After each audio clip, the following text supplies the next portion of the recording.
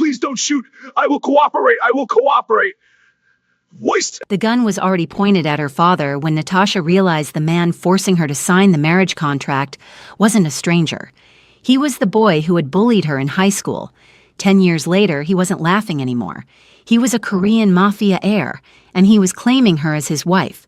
What terrified her most wasn't the gun. It was the way his eyes softened when he looked at her.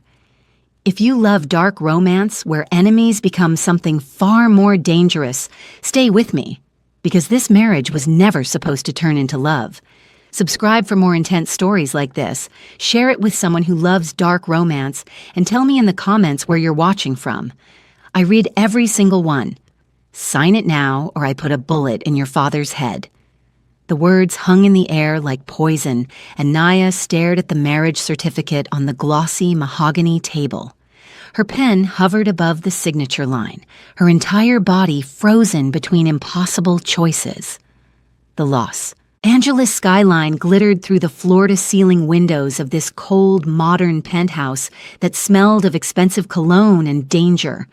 20 people watched her. 20 strangers in dark suits with faces carved from stone. "Naya, please," her father whispered beside her, his voice hollow. The man who had raised her with stories of Kenyan warriors and pride now stood broken, his shoulders curved inward like a question mark. She picked up the gold pen, its weight unfamiliar in her fingers. This wasn't how life was supposed to go. She was 24, working at a boutique advertising agency, living her dream in California. 3 days ago, everything had been normal. Then men in black cars had appeared at their apartment. Her father's gambling debts, borrowed money from the wrong people, numbers that made her head spin. $2 million. The debt had a face now. It stood across the table watching her with eyes darker than midnight. Seung-min Park, even his name sounded dangerous. He wore a charcoal suit that probably cost more than her car, his black hair styled perfectly, his jaw sharp enough to cut glass. He was handsome in the way poisonous things often were, beautiful and deadly, but it was his eyes that made ice crawl down her spine. Those eyes. Naya's hand froze above the paper, her vision blurred, then sharpened with sudden terrible clarity. She knew those eyes. The sharp angle of that nose, the cruel curve of that mouth, Westbridge International School. 10 years ago, a skinny Korean boy with a mean streak and a talent for making her life miserable. Her throat closed. It couldn't be. Life wasn't that cruel. But as she stared at him, recognition flickered across his face too. Something shifted in his expression, so quick she almost missed it. His eyes narrowed slightly, scanning her face. Her hair, her features. She watched the exact moment memory clicked into place behind those dark eyes. "You," she breathed. The room fell silent. "Do you two know each other?"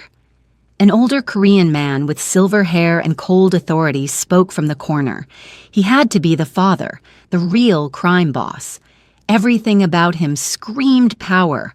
"No," Seung-min said smoothly, his voice deeper than she remembered, polished like expensive marble. "Sign the document, we're wasting time." Liar.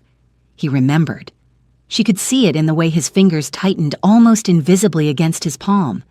This was the boy who had dumped her lunch tray in front of the entire cafeteria, who had spread rumors that she smelled like wild animals because she was from Africa, who had laughed when she cried after he told everyone her presentation on Kenyan culture was stupid and boring, and now she was supposed to marry him. "Naya, please," her father whispered. "They'll kill us both if you don't." Her hand moved. The pen touched paper. Her signature appeared in shaky letters that looked nothing like her usual confident script. Beside it, Seung-min's signature flowed in. Bold, decisive strokes. The silver-haired man smiled. "Excellent. The debt is cleared. Seung-min, she's your responsibility now. Teach her how things work in our world." Our world, as if she'd asked to enter it. An older woman in an elegant navy dress appeared with a small box. Inside lay a wedding ring, a platinum band with a single diamond that caught the light and threw tiny rainbows across the walls. Beautiful and cold, just like everything else here. Seungmin took the ring and moved around the table. Naya wanted to run, to scream, to wake up from this nightmare, but her father's terrified face kept her rooted in place. Seungmin stood before her, close enough that she could smell his cologne, something expensive with notes of cedar and danger. He took her left hand. His fingers were warm, surprisingly gentle. That made it worse somehow. "Look at me," he commanded softly. She forced her eyes upward. His face was unreadable, a perfect mask. Nothing remained of the cruel boy from her memories, yet everything did. He was that boy grown into something far more dangerous. He slid the ring onto her finger. It fit perfectly. Of course it did. These people planned everything. "You may kiss your bride," someone said, and Naya's stomach dropped. Seungmin's hand came up to cup her face, his thumb resting against her cheekbone. His eyes held hers, and for just a second, something flickered there. Regret? Recognition? Hatred? She couldn't tell. His lips touched hers, brief, controlled, completely impersonal. Yet electricity shot through her body, unwanted and shocking. She jerked back, and his hand fell away. "Welcome to the family, Mrs. Park," the silver-haired man announced. Champagne corks popped. People applauded. Her father looked like he might be sick. Naya stood frozen as the world tilted around her. Mrs. Park. She was married, to her childhood bully, to a criminal, to a stranger who wore the face of her worst memories.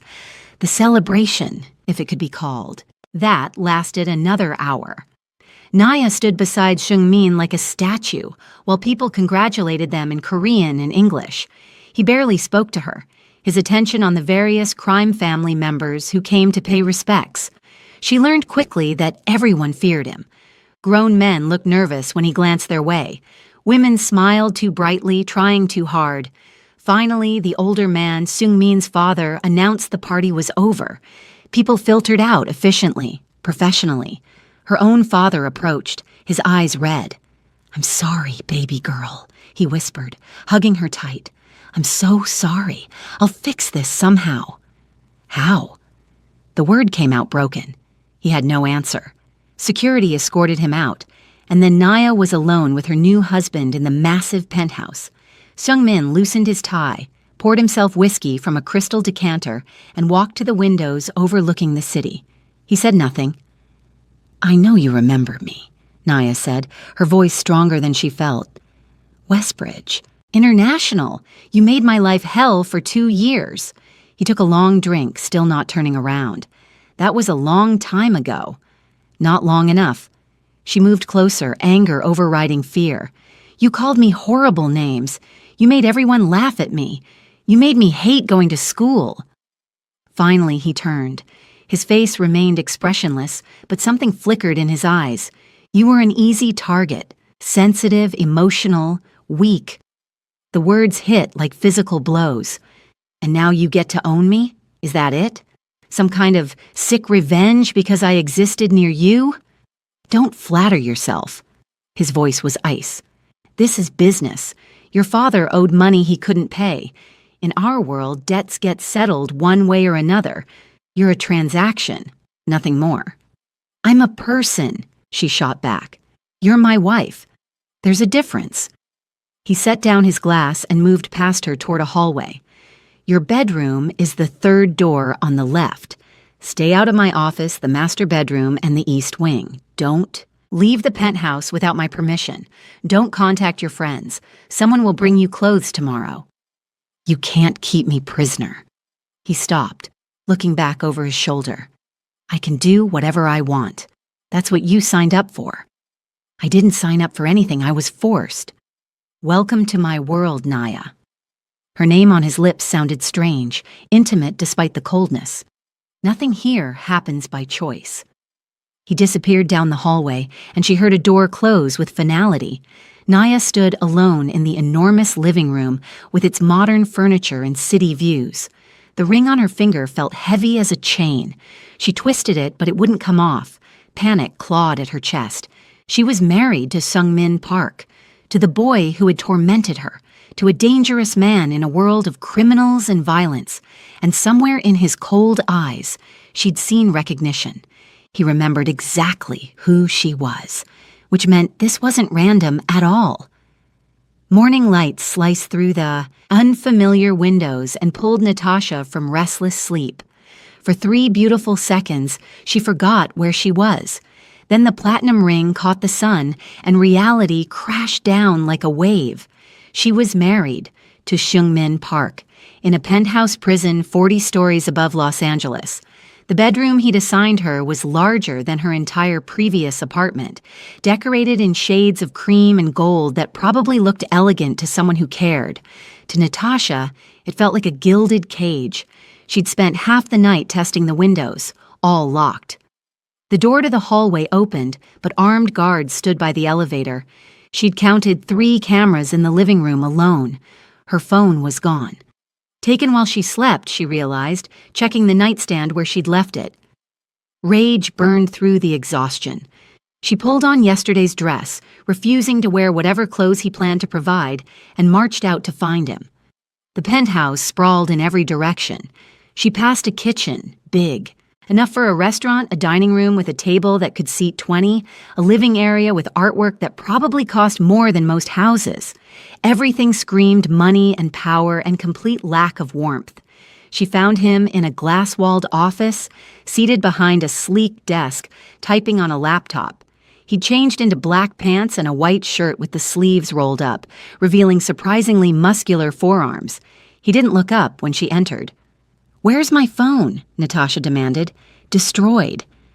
The casual way he said it made her want to throw something at his head.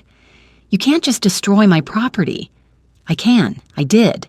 His fingers continued flying across the keyboard. "You don't need it anymore." "I have a job, friends, a life." Had.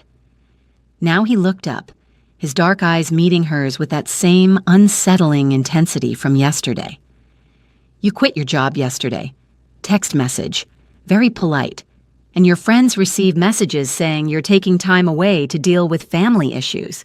Horror washed through her. "You pretended to be me?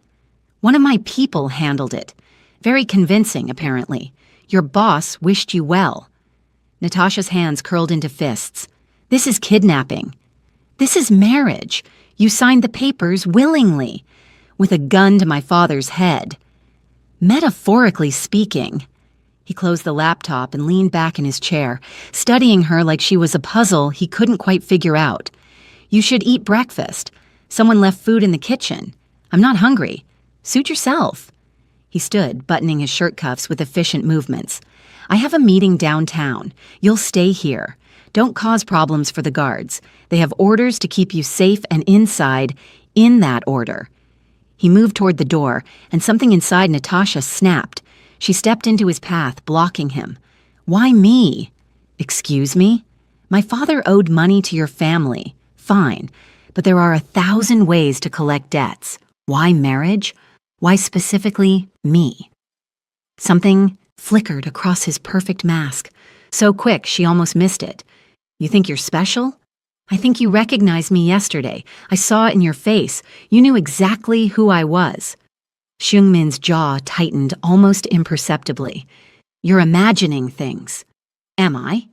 She stepped closer, close enough to see tiny flecks of gold in his dark eyes.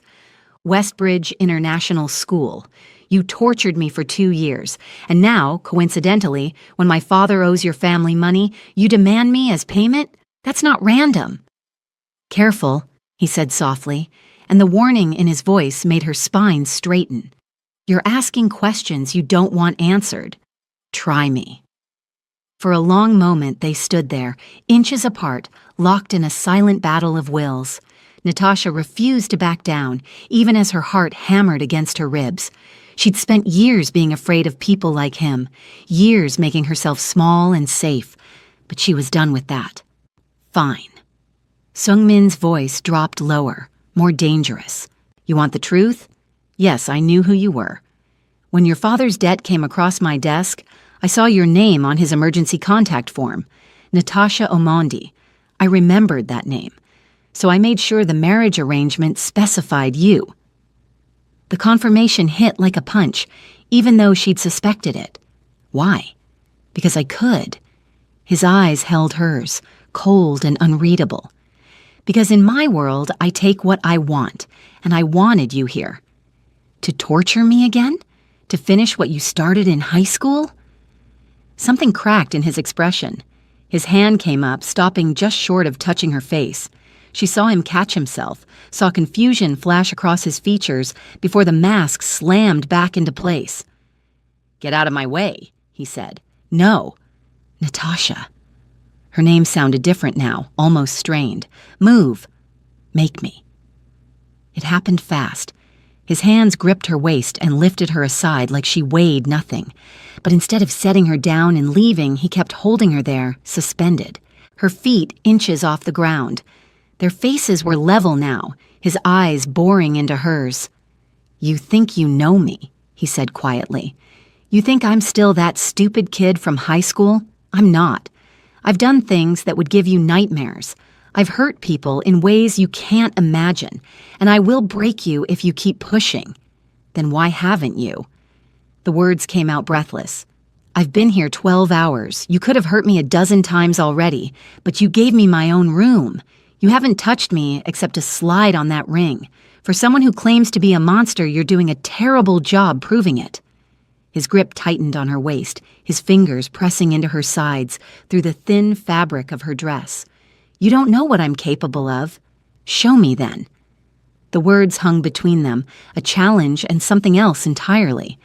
Natasha felt her pulse racing, felt the heat of his hands burning through her dress, felt something shift in the air between them.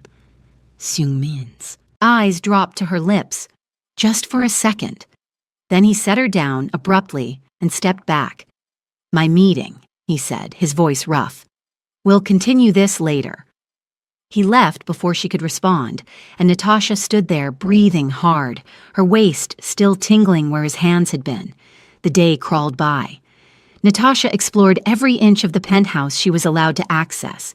She found a library with books in multiple languages, a gym with equipment that looked unused, a terrace garden she couldn't reach because the door required a code. The guards ignored her completely, stone-faced men who watched her movements but never spoke. She found ingredients in the kitchen and cooked nyama choma, the Kenyan roasted meat dish her mother used to make before cancer took her 5 years ago. The familiar spices filled the penthouse, and for a moment Natasha felt less alone. Seung-min returned after dark. She heard the elevator, heard low voices in Korean, heard his footsteps approaching the kitchen where she sat eating. He stopped in the doorway, loosening his tie. His eyes traveled from her face to the plate of food, and his expression shifted to something she couldn't read. "That smell," he said quietly. "Kenyan food." She took another bite, not looking at him. "Want some?" "No." But he didn't leave. He moved into the kitchen, poured water from the refrigerator, leaned against the counter watching her. The silence stretched. "You remember me from high school," Natasha said finally. "But you never told me why you did those things, why you made me your target." Seung-min drank his water slowly. When he spoke, his voice was different, less controlled. "My father sent me to that school to learn English, to make connections with international families. I hated it. Hated being away from Korea, hated the other students, hated pretending to be normal when I knew what waited for me at home." "So you took it out on me?" "You were different. You didn't try to impress anyone. You just existed in your own world, confident in who you were. It made me angry." He set down the glass. "You had something I didn't. Freedom, choice, a future that wasn't written in blood." Natasha stared at him. "That's not an excuse." "I know." He met her eyes. "I was cruel because I was empty. Because hurting you made me feel something other than nothing. It was wrong, but I can't take it back." The admission shocked her into silence. She'd expected denials, excuses, more coldness, not this raw honesty. "Why did you really bring me here?" she asked. The truth this time. Seung-min moved closer, stopping on the other side of the kitchen island. "Because when I saw your name on that paper, I realized I'd been looking for you. Not consciously, maybe. But some part of me never forgot, and I wanted a second chance." "A second chance at what?" "At not being a monster." His voice dropped. "At being something other than what my father made me." Natasha's chest tightened. She wanted to stay angry, wanted to hate him, but the vulnerability in his eyes made that harder. "You're still keeping me prisoner," she pointed out. "Yes. You destroyed my phone, cut me off from everyone I know. Yes. You forced me into a marriage I didn't want. Yes." He circled the island, moving closer. "I did all those things. Because in my world, that's how you keep things you value. You lock them down. You control them. You make sure they can't leave." "I'm not a thing. I know." He stood before her now, close enough that she had to tilt her head back to maintain eye contact. "But I don't know any other way to do this." "Do what?" His hand came up slowly, giving her time to pull away. She didn't. His fingers touched her cheek, gentle despite the calluses she felt there. "Make you stay long enough to see who I could be with you." Natasha's breath caught. "That's not how this works. You can't kidnap someone and expect them to fall for you." "I know that too." His thumb traced her cheekbone. "But I'm hoping you'll give me time to figure out a better way."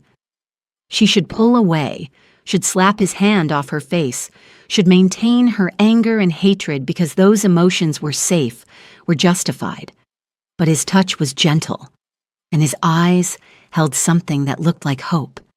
"I haven't forgiven you," she whispered. "For high school, for this, for any of it." "Good." His voice was rough. "Don't forgive me yet. Make me earn it." The tension between them pulled tight as a wire. Natasha felt her pulse hammering, felt heat spreading through her body from where his hand touched her face. This was wrong. He was her captor, her childhood bully, a criminal. But he was also looking at her like she was the only real thing in his world. The moment shattered when his phone buzzed. Seung-min's hand dropped and he stepped back, pulling out the device. His expression hardened as he read the screen. "Problem?" Natasha asked. "Always." He typed a quick response. "I have to go out again. Business that can't wait." "At 9 at night?" His eyes met hers, and she saw the truth there. This wasn't business like board meetings and contracts. This was the other kind, the dangerous kind. "Don't wait up," he said, already heading for the door. "Seung-min." He paused, looking back. "Be careful," she said, surprising herself. Something softened in his face. "Why do you care?" "I don't." But they both knew it was a lie. The gunshot came from outside the ballroom. Natasha froze, champagne glass halfway to her lips, as screams erupted around her. The charity gala had been boring, filled with rich people pretending to care about causes while showing off their wealth. Seung-min had insisted she attend, had given her a stunning emerald dress and diamond earrings, had introduced her as his wife to dozens of people who looked at her with curiosity and barely hidden suspicion. Now those same people were running, pushing toward exits, faces twisted with panic. Another shot, closer. Glass exploded somewhere across the ballroom.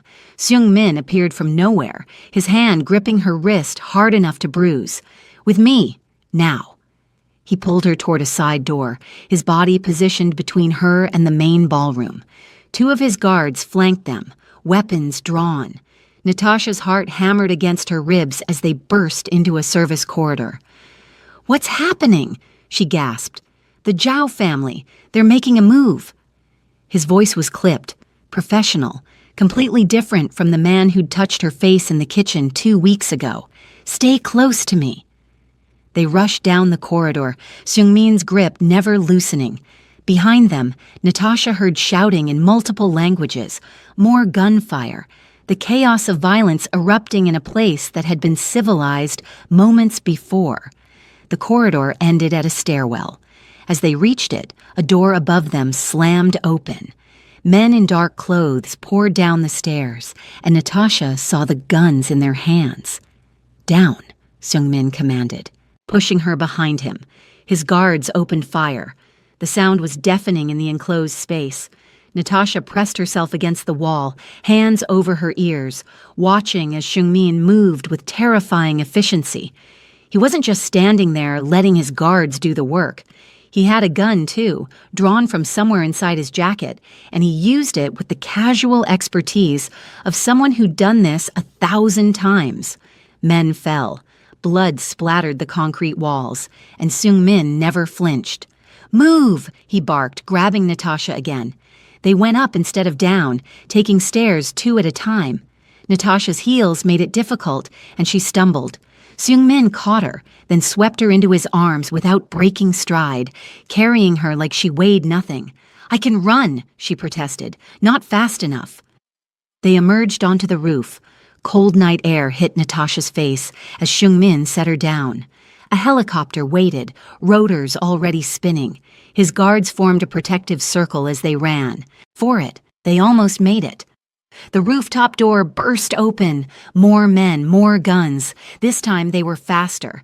Natasha felt Seungmin jerk, heard him grunt. He stumbled and warmth splattered across her bare shoulder. Blood. His blood. "No," she breathed. But he kept moving, kept pushing her toward the helicopter even as red spread across his white shirt. They fell into the aircraft together, his guards piling in after them. The helicopter lifted immediately, bullets pinging off the metal sides.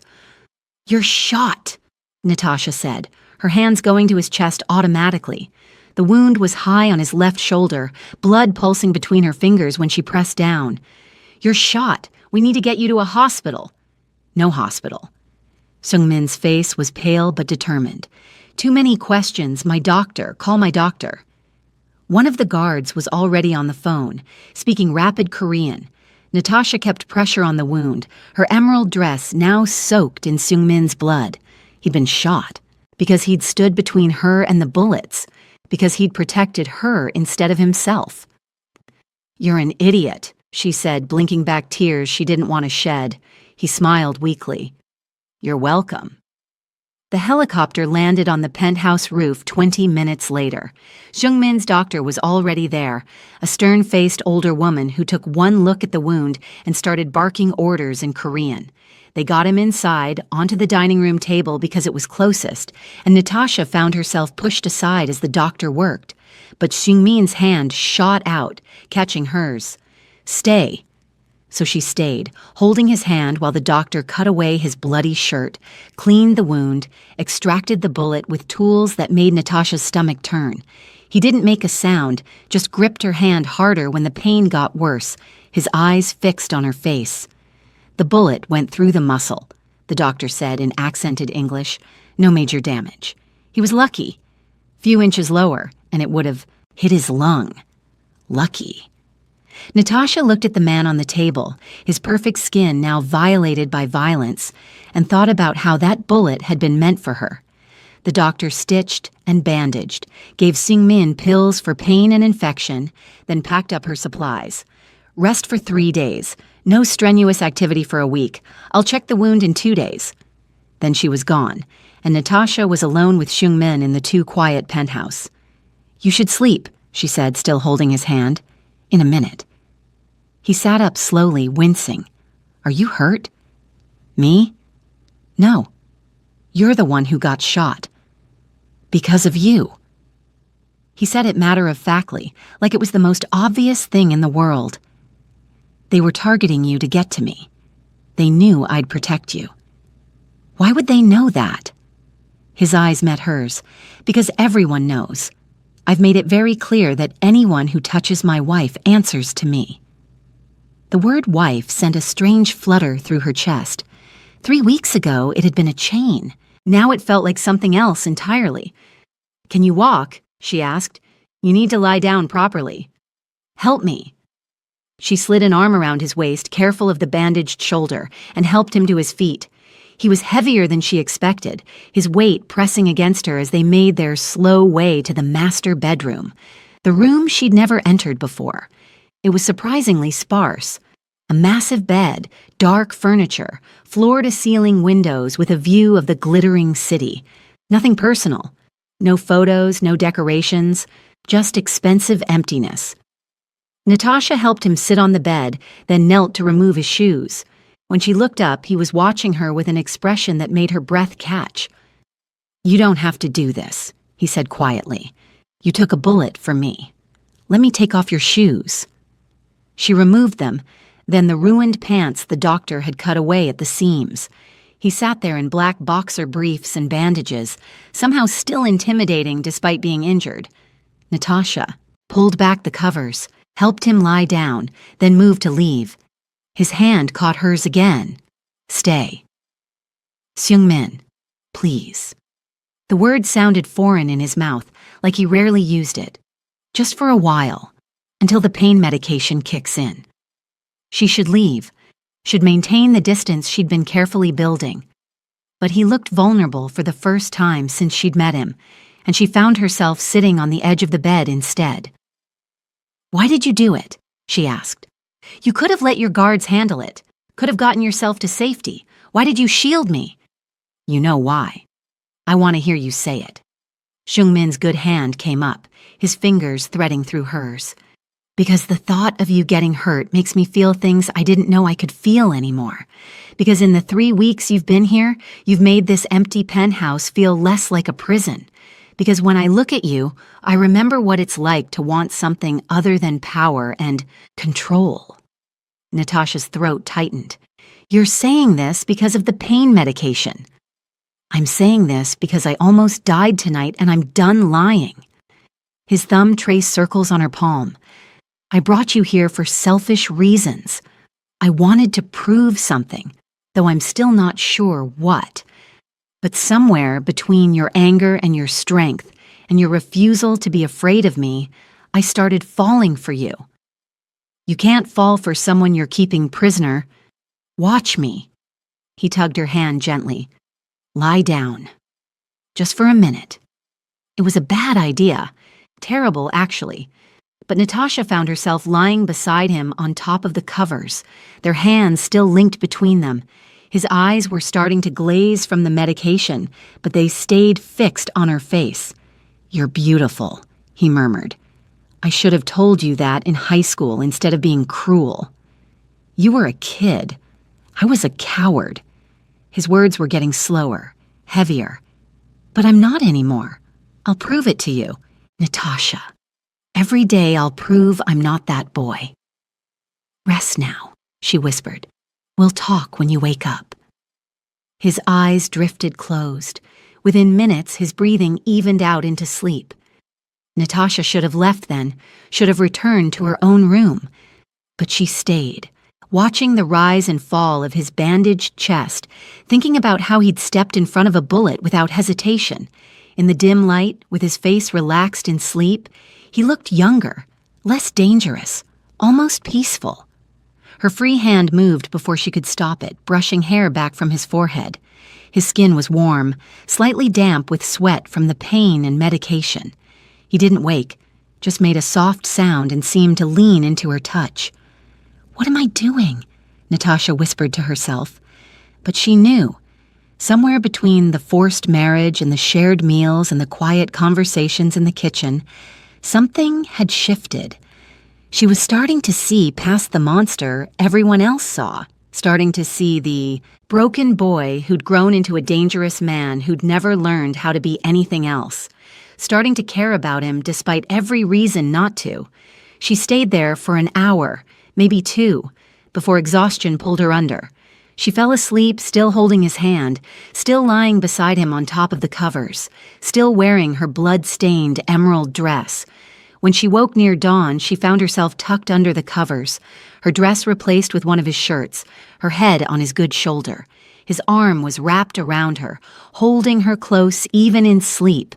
And for the first time since this nightmare began, Natasha didn't want to run. Natasha woke alone in the master bedroom, morning light painting golden squares across unfamiliar sheets. For a moment, she forgot where she was. Then memory flooded back. The gala, the shooting, Seung-min taking a bullet meant for her. She sat up quickly, looking for him. The bathroom door stood open, steam drifting out. Through the doorway, she could see him at the mirror, shirtless, carefully changing his bandage with one hand. The injury made the movements awkward, and she watched him wince as he tried to tape down the gauze. "You should have woken me," she said, sliding out of bed. "Let me help." He looked at her reflection in the mirror, something soft crossing his features before the mask returned. "I can manage." Obviously not. She crossed to him, taking the medical tape from his hand. "Sit." He sat on the edge of the bathtub without argument, a sign of how much the wound actually hurt. Natasha carefully peeled away the half-attached bandage and examined the stitches underneath. The wound looked clean, no signs of infection, just angry and red and painful. "The doctor did good work," she said, applying fresh gauze with gentle fingers. "She's been patching up my family for 20 years. His voice was quiet, his eyes on her face as she worked. "She's seen worse than this." The casual way he said it made Natasha's stomach tighten. This was his normal. Getting shot, getting patched up, going back out to do it all again. "Does it hurt?" she asked. "Yes." At least he was honest. She finished taping the bandage and stepped back. He stood, and suddenly they were very close in the small bathroom, the mirror behind him fogging with steam. "Thank you," he said. "For what?" "For staying last night. For not running when you had the chance." Natasha's breath caught. When did I have a chance? When I was unconscious from the medication. The guards were dealing with security at the building. You could have walked out the front door. His hand came up, touching her cheek with that same gentleness that always surprised her. "But you stayed. You were hurt. That's not why you stayed." He was right, and they both knew it. Something had shifted between them. Some invisible line crossed in the moment he'd taken that bullet. Natasha found herself leaning into his touch instead of pulling away. "Sung-min," she started but didn't know how to finish. He solved the problem by kissing her. Not like at the forced wedding, brief and impersonal. This was real, his lips moving against hers with barely restrained hunger. His good arm circled her waist, pulling her closer, and Natasha's hands came up to his chest, feeling the heat of his skin, the rapid beating of his heart. The kiss deepened. His tongue traced her lower lip and she opened for him, tasting mint and something uniquely him. Heat pooled low in her belly, and she pressed closer, careful of his injured shoulder. He made a low sound that was part pleasure, part pain, and she pulled back immediately. "Sorry, I didn't mean to hurt you." "You didn't." His voice was rough, his eyes dark with desire. "But we should stop before I do something my doctor would disapprove of." Natasha laughed shakily, pressing her forehead against his good shoulder. "This is crazy. A month ago, I hated you." "You still should." His hand tangled in her hair. "I've done terrible things, Natasha. Things you don't know about." "Tell me then." He pulled back to look at her. "Why? So you can confirm I'm a monster. So I can decide for myself what you are." For a long moment, he just looked at her. Then he took her hand and led her back to the bedroom, sitting on the bed and pulling her down beside him. "My father runs one of the largest Korean crime organizations in the United States," he began. "I've been part of it since I was 16. I've extorted money from businesses. I've hurt people who crossed us. I've done things that would make you look at me differently."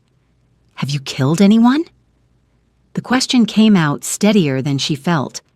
"Yes." The single word hung between them. Natasha's first instinct was to pull away, to run from this confession, but she forced herself to stay, to really look at him. His face was carefully blank, but she saw tension in his shoulders, saw the way his jaw clenched. "People who deserved it," he continued. "People who hurt innocents, who broke our code. But that doesn't make it better, does it? Dead is dead." "Are you telling me this to push me away?" "I'm telling you so you know what you're getting into if you stay." "If." She turned the word over. "Am I allowed to leave now?" His hand tightened on hers. "I don't know. Before, I would have said no. I would have locked you down tighter, made sure you couldn't escape. But now, the thought of you staying because you have to makes me sick." Natasha's heart hammered. This was it, the opening she'd been waiting for. She could demand he let her go, could walk out that door, return to her old life. Forget this nightmare ever happened. But would it be a nightmare she'd want to forget? I'm not saying I'm staying, she said carefully, but I'm not saying I'm leaving either. I just need time to figure out what this is between us. Relief flooded his face. Take all the time you need. They sat in silence for a while, hands linked, both processing the conversation. Finally, Seung-min's phone buzzed on the nightstand. He checked it, and his expression darkened. What is it? Natasha asked. Family meeting. My father wants to discuss last night's attack. He stood, moving to his closet. You should stay here. Can I ask you something first? He paused, a shirt in his good hand. Always. Why did the Zhao family target me? I'm nobody in your world. Something flickered in his eyes. You're not nobody. You're my wife. That makes you a target and a weakness they'll exploit if they can. So this will keep happening? People will keep trying to hurt me to get to you? I'll protect you. You can't be everywhere at once, and you can't keep taking bullets for me. She stood, moving closer. There has to be another way. There isn't. This is my life, Natasha. This is what being married to me means. The weight of that settled over her like a heavy blanket. She'd known he was dangerous, known his world was violent, but understanding it, intellectually, was different from having bullets fly past her head. Seung-min finished dressing, wincing as he pulled on his shirt. I'll be back by afternoon. Don't leave the penthouse. I wouldn't know where to go anyway, she said quietly. He kissed her forehead, gentle and lingering. We'll figure this out, I promise. After he left, Natasha wandered the penthouse restlessly. She tried reading, tried cooking, tried everything to distract herself from the conversation echoing in her head. She'd kissed him. More than that, she'd wanted to keep kissing him, wanted more. The realization terrified her. She was falling for her captor, for the man who'd forced her into this marriage, for someone who'd just admitted to killing people. What did that say about her? Near noon, she heard voices from Seung-min's office. She hadn't known anyone else was in the penthouse. Curiosity pulled her closer, and she pressed her ear against the door. Father is getting impatient. A man's voice, speaking English with a heavy Korean accent. The marriage was supposed to secure the debt, nothing more. Now you're treating her like an actual wife. That's because she is my wife, Seung-min's voice cold and hard. She's a transaction. When are you going to realize that? Silence. Then Seung-min spoke again, quieter now. What are you suggesting? The Zhao family wants her dead. Let them have her. Tell your father it was an unfortunate casualty of the war between families. Then marry the Choi daughter like you were supposed to in the first place. Natasha's blood turned to ice. You're insane, Seung-min said. I'm practical. This girl means nothing. She's a distraction keeping you from your real responsibilities. The Choi alliance would strengthen our position significantly. Get out. Seung-min, think about this. I said get out before I throw you out. Injured shoulder or not. Footsteps approached the door. Natasha barely managed to dart away before it opened. A lean, Korean man in an expensive suit emerged, saw her, and his eyes narrowed. Mrs. Park, he said with a smile that didn't reach his eyes. Lovely to see you. He left before she could respond. Natasha stood frozen, her mind racing. The Choi daughter, an arranged marriage. This whole thing was never supposed to be real. She pushed into the office. Seung-min stood by the window, tension radiating from every line of his body. How much did you hear? He asked without turning. Enough. Her voice shook with anger. The Choi daughter? You were supposed to marry someone else? It was discussed. Before. Before you saw my name on a debt form and decided I'd be more entertaining?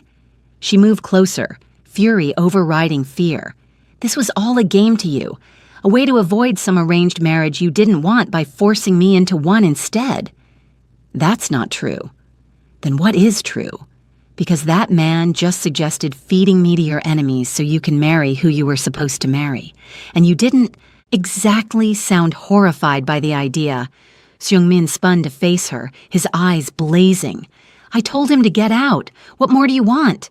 I want the truth, all of it. Tears burned her eyes, but she refused to let them fall. Why did you really bring me here, Seung-min? He stared at her for a long moment. Then his shoulders sagged. You're right. There was an arrangement with the Choi family, a marriage that would have benefited both organizations. I didn't want it. When your father's debt came through and I saw your name, I saw an out. A way to avoid that marriage by claiming I was already married. So I was convenient. At first, yes. He moved closer and she backed away. But Natasha, listen to me. That's how it started, but it's not what this became. Somewhere between planning this cold arrangement and actually having you here, something changed. You changed everything. Pretty words from a liar. I'm not lying.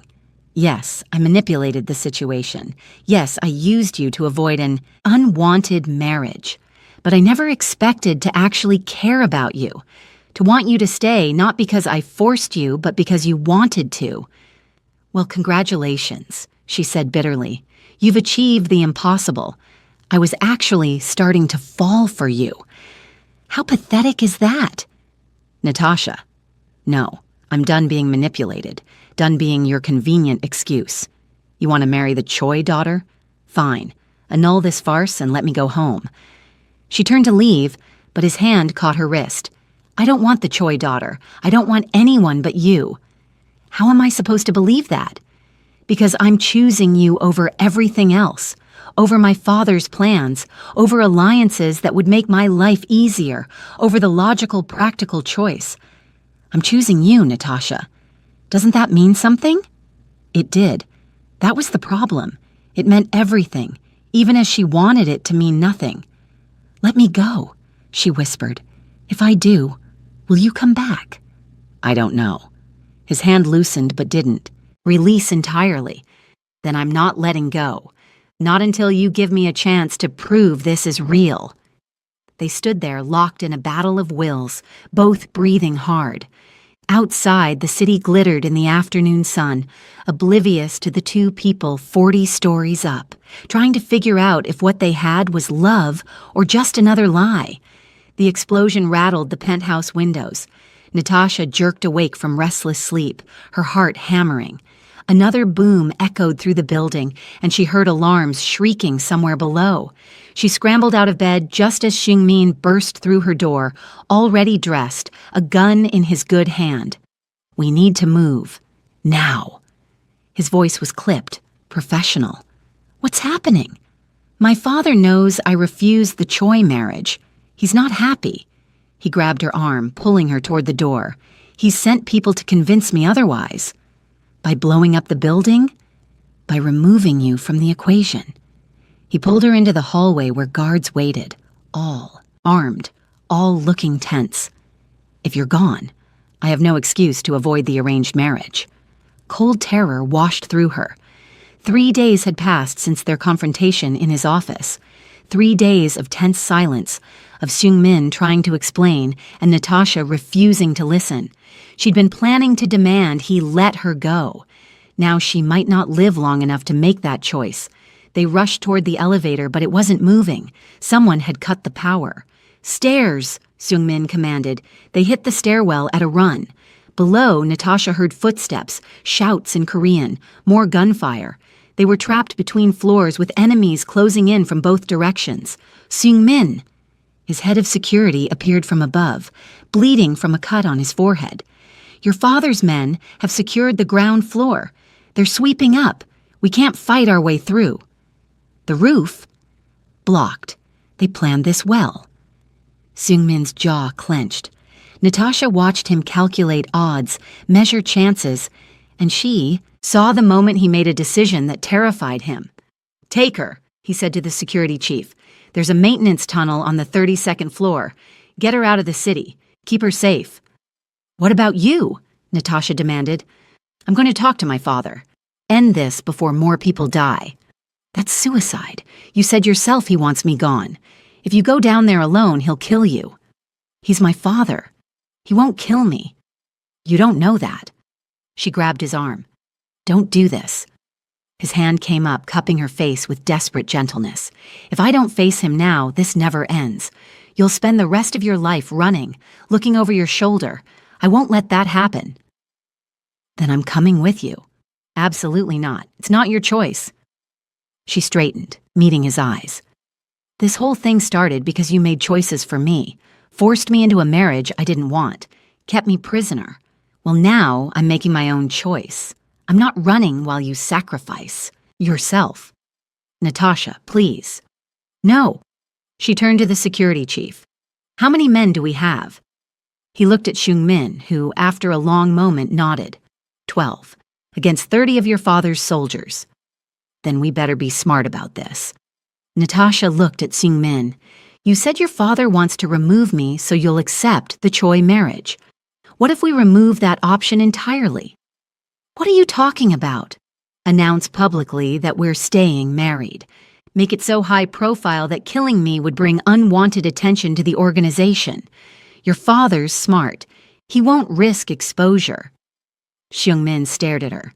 That would work once, but he'd just wait until things died down and try again. Not if we have leverage. She was thinking fast now, pieces clicking together. You've been in this organization your whole life. You must know things, have evidence of operations that could bury your father if they came to light. Use that. Tell him if anything happens to me, everything goes to the FBI. That would destroy the entire organization. Would you rather they destroy us? She grabbed his face, forcing him to look at her. You told me you were choosing me over everything else. Prove it. Really prove it. For a long moment, the stairwell was silent except for the distant sounds of fighting.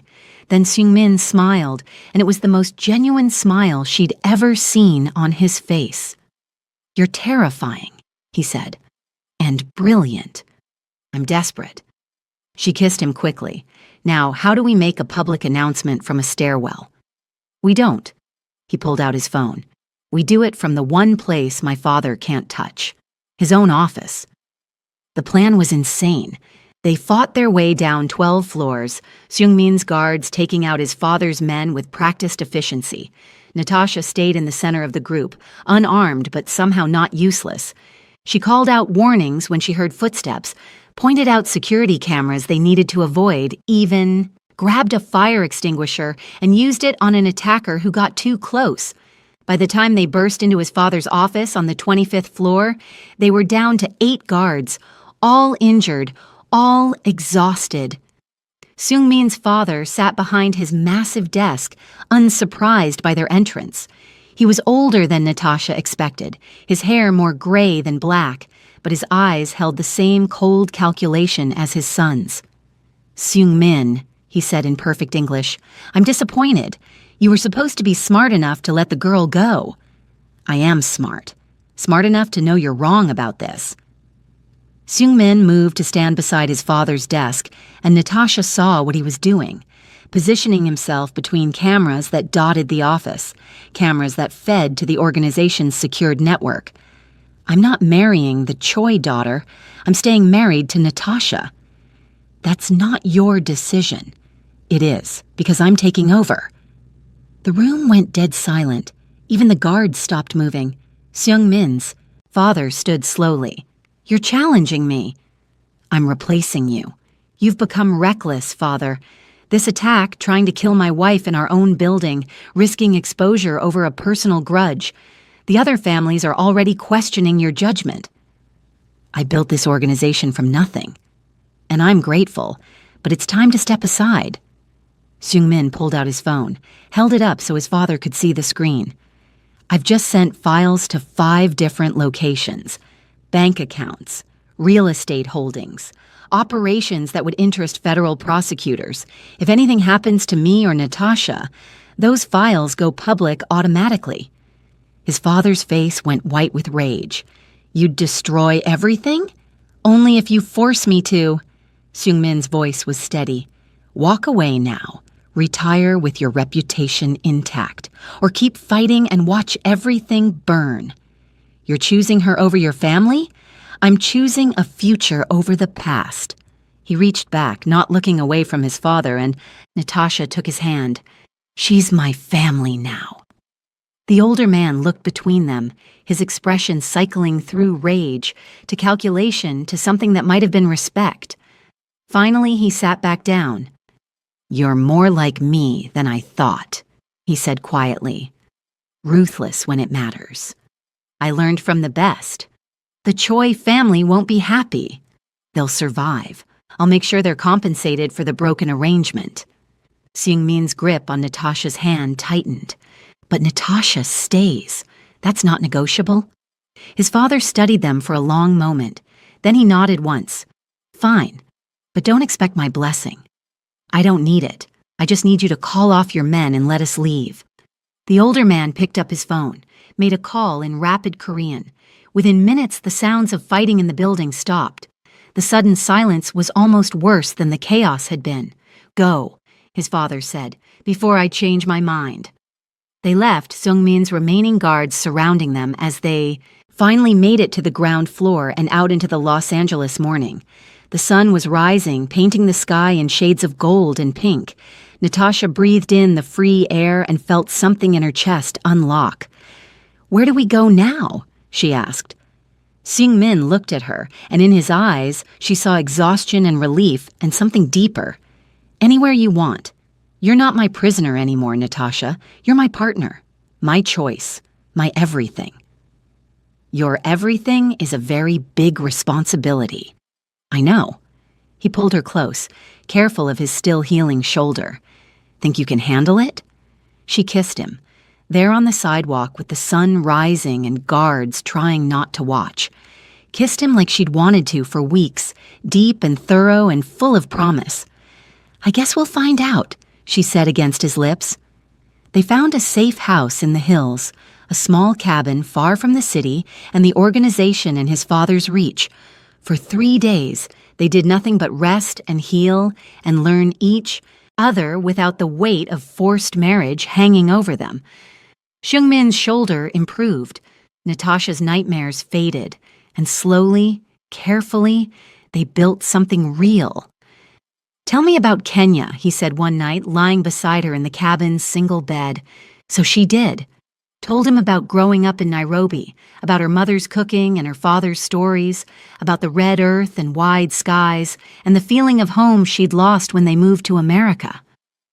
I'd like to see it someday, he said, if you'll show me. Really, really, I want to know everything about you, where you came from, who you were before I forced you into my world. You're part of my world now, too, she pointed out. His hand found hers in the darkness. Is that okay? Ask me tomorrow. She rolled toward him, pressing close. Right now, just kiss me. He did, slow and deep and perfect. And for the first time since this nightmare began, Natasha felt completely safe. 6 months later, Natasha stood in front of a mirror in a dress she'd actually chosen herself. White silk that hugged her curves before flowing to the floor, simple and elegant in hers. Behind her, Ishi adjusted the dress's train, tears already streaming down her face. Stop crying or you'll make me start, Natasha said. I can't help it. My best friend is getting married, again, but this time for real. As she grabbed her hands. Are you sure about this? I know he's changed, but after everything he put you through, I'm sure. And she was. The past 6 months had transformed everything. Seung-min had kept his word. He'd taken over the organization and immediately started moving it toward legitimate business. It wasn't perfect. There were still gray areas, still dangerous moments. But he was trying. More importantly, he'd given her freedom. Real freedom. She'd gotten a new phone, reconnected with friends, even started working again at a small creative agency that didn't ask questions about her 6-month absence. She lived with Seung-min by choice now, not force. They'd moved out of the penthouse into a real home with a garden and neighbors and normalcy. And every day, he proved he was different from the boy who'd bullied her. Different even from the man who'd forced her into marriage. You really love him, as she said wonderingly. I really do, which is insane considering. Considering he kidnapped you? Technically, I signed the papers willingly. With a gun to your father's head. Natasha laughed. Okay, yes, it's completely crazy, but somehow it worked out. A knock at the door interrupted them. Min Seo, Sung-min's sister, poked her head in. Over the months, she and Natasha had become close, bonding over shared frustration with the organization and love for the same stubborn man. It's time, Min Seo said, her smile wide. And my brother is pacing like a trapped animal out there. I think he's more nervous than the first wedding. The first one didn't count, Natasha said firmly. This one definitely does. Min Seo hugged her. Welcome to the family. The real family this time. They walked out to the garden behind Sung-min's, their home. It was small, intimate, just close friends and a few family members who'd supported Sung-min's decision to change the organization. His father wasn't there.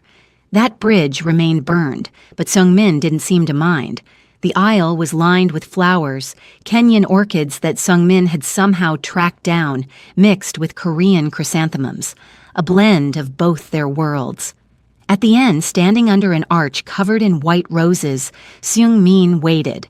He wore a simple black suit, his hair styled back, his face clean-shaven, but it was his expression that made Natasha's breath catch. He looked at her like she was the sun and he'd been living in darkness his whole life. She walked toward him. No father to give her away this time. Her father watched from the crowd, finally sober after months of rehab that Seung-min had quietly paid for. They'd rebuilt, their relationship slowly, and while it wasn't perfect, it was healing. Hi, she said when she reached Seung-min. Hi. He took her hands, and she felt them trembling slightly. You're beautiful. You're nervous. Terrified. What if you change your mind? Not a chance. You're stuck with me now. The officiant, a friend of Min Seo's, began the ceremony, but Natasha barely heard the words. She was too focused on Seung-min's face, on the way he looked at her like she was his entire world. When it came time for vows, he cleared his throat. I wrote something, he said, but now that you're standing here, it all seems inadequate. Try anyway, she said softly. He took a breath. 10 years ago, I was a stupid kid who hurt you because I didn't know how to handle what I felt. I was cruel when I should have been kind. I tore you down when I should have built you up. I wasted years we could have spent as friends, maybe more. His voice grew stronger. 8 months ago, I forced you into a marriage you didn't want. I took away your choice, your freedom, everything that mattered. I told myself it was necessary, that I had good reasons. But the truth is, I was selfish. I wanted you in my life and didn't care how I got you there.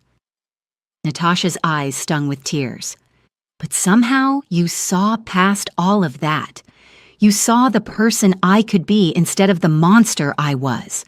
You challenged me, fought with me, refused to give up on the idea that I could change. And you were right. With you, I'm better, stronger, more human. He squeezed her hands. So here's my vow. I promise to choose you every single day, not because I have to, not because you're trapped, but because you're the best thing that ever happened to me.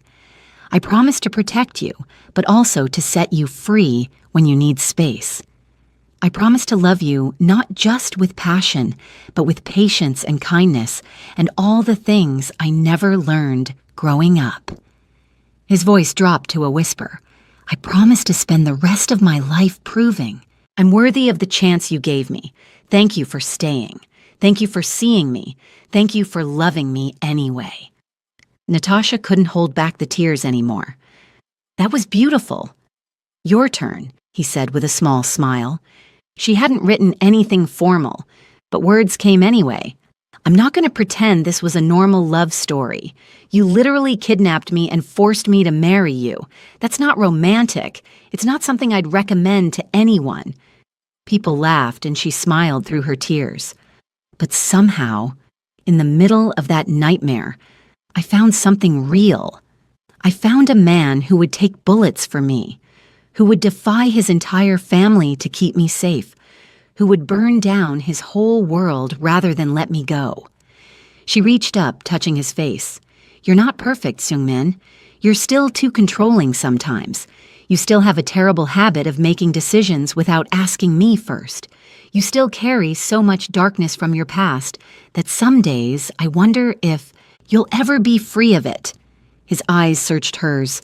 But you're trying. Every day you try to be better, and that's all I need. So here's my vow. I promise to keep challenging you when you're wrong. I promise to stand beside you when you're right.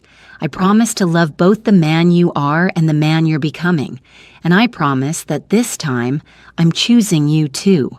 Freely, completely, forever.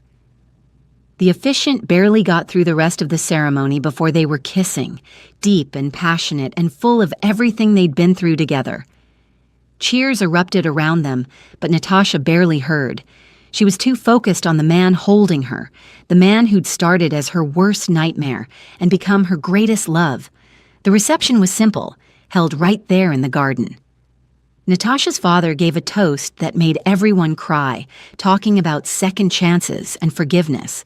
Min Seo told embarrassing stories about Seung-min's childhood, as she demanded to know all the details Natasha had been too embarrassed to share. As the sun set and string lights came on overhead, Seung-min pulled Natasha onto the small dance floor. They swayed together, his arms around her waist, her head on his good shoulder, the one without bullet scars. "What are you thinking?" he asked. "That this is crazy, that I'm crazy, that somehow, against all odds, we made this work. Any regrets?" She pulled back to look at him. "Hundreds, but not about this, not about us." "Good." He kissed her forehead. "Because I'm never letting you go. Promise?" "Promise." They danced until the stars came out, until the last guests left, until it was just the two of them in the garden. Seung-min led her inside, up to their bedroom, and made love to her slowly, tenderly, like they had all the time in the world. Because they did. They had forever now. Not the forever forced on them by contracts and debts and violence, but the forever they'd chosen. The forever they'd fought for. The forever that started with a nightmare and ended with this perfect, impossible love. Later, lying in bed with moonlight streaming through the windows, Natasha traced the scar on his shoulder. "Tell me something you've never told anyone," she said. Seung-min was quiet for a moment. Then, "That day in high school when I poured milk on your presentation, you ran out of the classroom crying, remember?" She nodded. "I followed you, watched you sitting in the hallway trying to clean the papers, trying not to cry, and I felt sick. I knew I'd gone too far, knew I was becoming exactly what my father was, but I didn't know how to stop, didn't know how to be anything else." He turned to look at her. "I've regretted that moment every day since. If I could go back and change one thing in my life, it would be that. I'd sit down beside you in that hallway and apologize. I'd help you clean the papers. I'd be the person I should have been all along." "You can't change the past," Natasha said softly. "I know, but I can make the future better, starting right now." He kissed her, and she tasted promise in that kiss. Promise of better days, of real love, of a life built on choice instead of force. 3 years later, Natasha stood in the same garden, watching Seung-min push their daughter on a swing.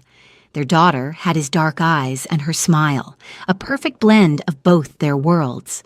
She squealed with delight as the swing went higher, and Seung-min laughed, the sound free and genuine.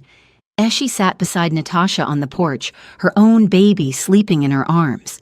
"I still can't believe this is your life," she said. "From forced marriage to this? Neither can I, sometimes." Natasha watched her husband and daughter, her heart full, but I wouldn't change it. Not even the kidnapping part? Especially not that, because it led to this. And it was true. Every terrible moment, every fight, every bullet and explosion and terror-filled night had led to this perfect afternoon. To a man who'd learned to be gentle. To a love that had survived everything thrown at it.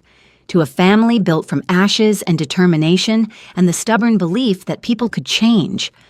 Seung-min looked over and caught her watching. He smiled, that same smile from their second wedding day, the one that said she was his son. Then he scooped up their daughter and carried her back to the porch, both of them laughing. "Mommy, did you see how high I went?" their daughter demanded. "I saw. You were so brave." "Like you," Seung-min said, kissing Natasha's temple. "She gets it from you." Their daughter ran off to play, and Seung-min sat beside Natasha, taking her hand. The same hand that wore the same ring from that forced wedding day. She'd never replaced it. It had become a symbol not of captivity, but of transformation. "Happy?" he asked. "Incredibly. Good. Because you're stuck with me forever." Forever sounds perfect. And it was. There forever. Hard-won and real and absolutely worth every terrible moment it took to get there. If you enjoyed this love story of transformation and second chances, don't forget to subscribe to our channel for more romantic tales. Tell us in the comments which moment made your heart race the most. We love hearing from you, and your support helps us bring you more stories like Natasha and Seung-min's incredible journey from enemies to soulmates.